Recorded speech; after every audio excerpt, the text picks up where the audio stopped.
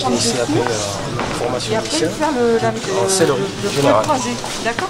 Mais plantez vos aiguilles à chaque fois dessus. Comme ça vous plaît. Par contre, le coup, vous passez dedans et vous tirez bien. D'accord? Bonjour. Bonjour. Madame Boulanger. Bonjour. Je peux enlever les mains. Voilà. Mesdames et messieurs, je voudrais tout d'abord vous dire le plaisir et l'honneur que vous nous faites de vous accueillir ici dans la ville de Thiviers, plus particulièrement au lycée professionnel dans cette Porte d'Aquitaine.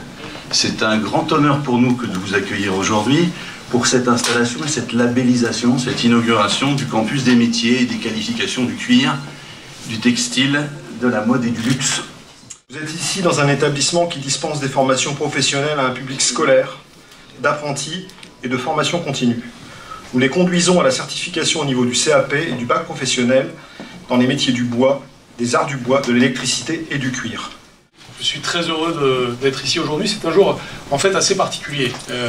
D'abord parce qu'il y a la conjonction de plusieurs invitations que j'avais reçues de la part du président, de la part des députés, de la part du président de la filière cuir. Et tous m'avaient parlé avec la même passion de ce qui se passe ici, comme étant l'exemple typique de cette réussite.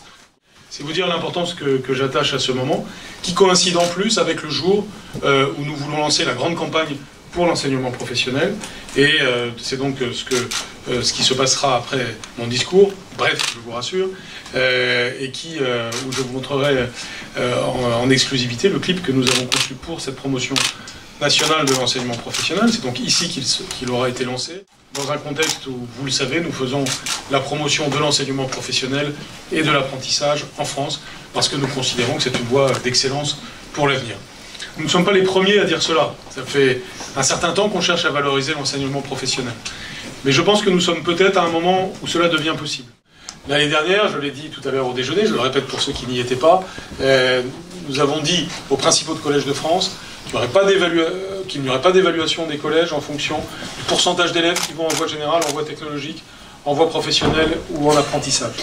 Le résultat est que nous avons eu plus 40,5% d'élèves en sortie de collège qui ont choisi l'apprentissage en premier vœu, et plus 5% qui ont choisi l'enseignement professionnel, ce qui montre qu'on peut valoriser les deux à la fois.